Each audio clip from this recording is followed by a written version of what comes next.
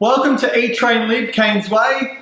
Now I know it's been a while, it's been about 6 months since my last video on this channel, and I only made one, but I finally got my new kitchen. As you can see, it looks amazing, and I'm ready to start cooking in it. Wow! So Australia Day is this weekend, and I really wanted to make a Aussie recipe, and I was going to make Lamingtons, but my recipe for Lamingtons isn't that healthy. So I've decided to make a recipe today that I haven't even made before, and that is a paleo style Lamington. Now this is a Pete Evans recipe. You can see that there. You can get it at your local bookstore or online.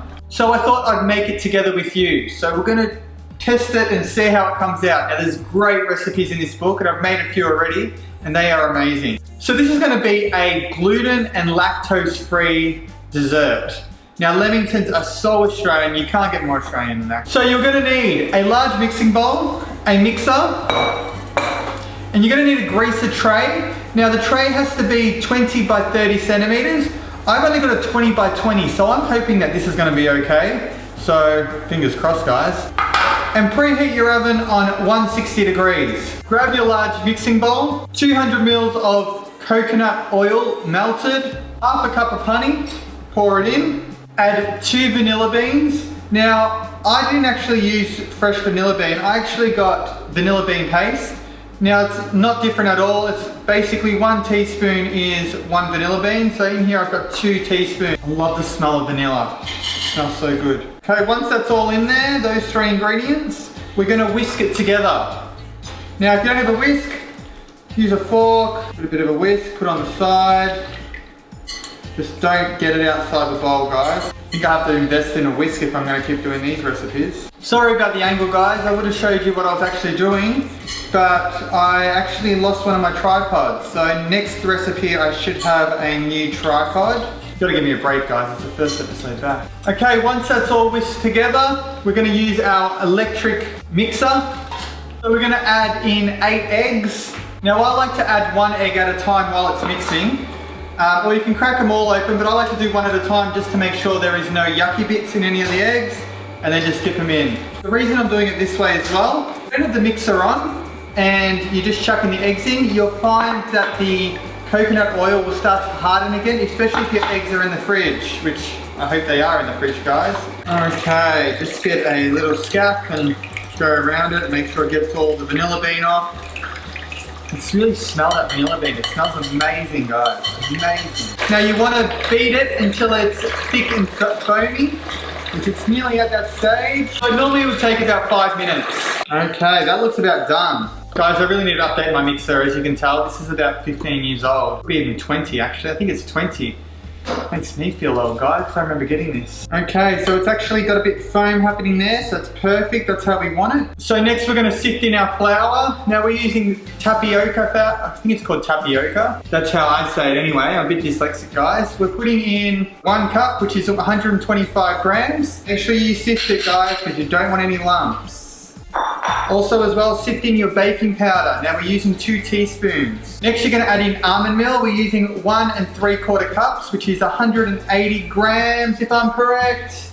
That is correct. Pouring that in. Now we're going to fold this all together. I'd actually even be tempted just to use a mixer for this, guys, and not even worry about folding it in. Okay guys, I'm going to go against what the recipe is saying, and I'm going to use a mixer because I think it's going to come out a lot nicer if I use a mixer instead of trying to fold it in and get rid of all those lumps. So if you're like me, get the mixer out. This is what mixers are made for. Just don't put it on too high because you're meant to be folding it. Now make sure you use your scaff to try to get the ends off. I think this is called a scaff. I'm just guessing with that. Cake utensil. Guys, you know me, I don't know the actual terms. I just like to cook. Oh, this smells really good, guys. The smells coming off this is just sensational. Okay, when it looks a bit like a batter, it means it's done. Okay, next we're going to pour it into our tin. Now, if like me, you've only got a smaller tin, I'm going to recommend using a second tin. Okay, so with my second tin, I've really just got a smaller one, which basically will equal that extra 10 centimeters that I'm missing. So there's a lot of mixture here, guys, so I don't want to pour it all in and then it takes forever to rise. trick with this is when you're doing it this way as well, like I'm doing right now, just try to even it out the levels to make sure it's both the same height. And I'm thinking about just dipping it all in, guys. Honestly, looking at it, I think it's gonna be best if I just chuck it all in. It can just be a higher Lamington. Pour that in. Smaller container's fine, it's just gonna be a little bit thicker. We're gonna pop this in the oven at 160 still for 25 minutes. Get a skewer and test it at about 20 minutes. So while we're waiting for our sponge to cook, we're gonna start on our raspberry jam, or jelly, depending on what country you're from, but we're gonna call it jam because this is an Australian recipe. We're gonna need a medium-sized saucepan. We're gonna add in 3 cups of frozen berries. Raspberries that is, guys, not mixed berries. 1 cup of honey. Now I know you probably think this is really sweet and really fatty because it's got so much, but these are all natural sugars, which natural sugars are really good for your body, and honey is a great source of a replacement for sugar because it is all natural. And next we're going to squeeze in a whole lemon. Pour that in, and that's all the ingredients for the jam. So we're going to put this over the heat on a medium temperature until it boils. Okay, so it's been 20 minutes, the sponge in the oven, so I'm just going to test it to make sure that there is no wet bits. So it was a bit runny, so I'm just going to wait another 5 more minutes because I don't want it to be too soft. It is golden on the outside, but we just want to go a little bit longer. So our sauce has boiled. Now we're just going to reduce the temperature to low, and we're just going to check on it every 10 to 15 minutes and just stir it occasionally. We want it to be a nice thick jam. We might as well make our icing. So you're going to need a small mixing bowl, 180 mils of coconut oil, melted as well, half a cup of carob powder, half a cup of cacao powder, or 60 grams, 1 vanilla bean, half a cup of coconut milk.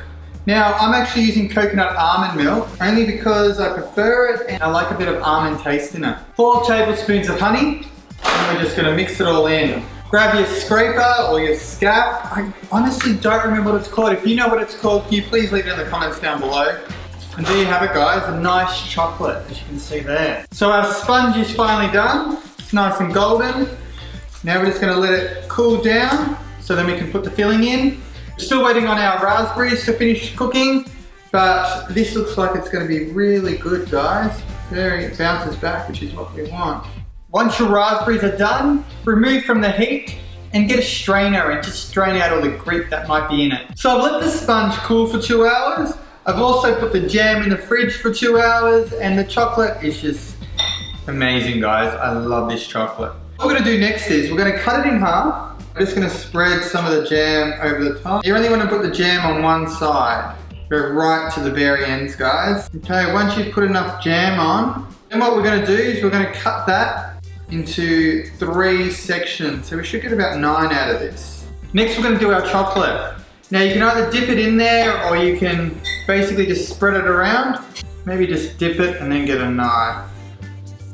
And then just spread it around. I think that's the best way, guys. Knife, spread. So we're putting coconut all around it as well.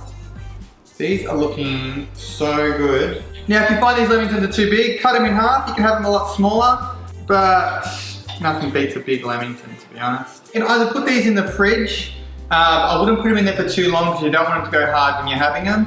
Or just put them in there and then about half an hour before you're about to eat it, bring them out so then they're not so hard. So that's an Australian classic dessert, the Lamington, but a healthy alternative because we're all about making healthy alternatives here. So that pretty much concludes this video. I hope you enjoyed it. Make sure to give it a thumbs up if you did and follow me on all my social media, Facebook, Instagram, Twitter, Tumblr, at KainesWay.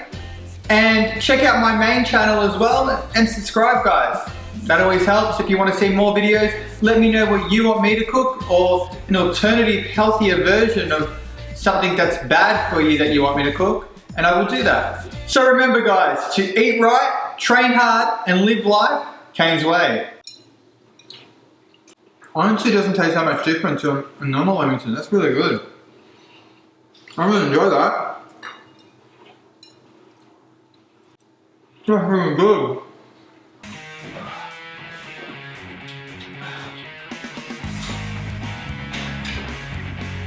So, you really finished, bro? You see me go to a piece of equipment and no one's there.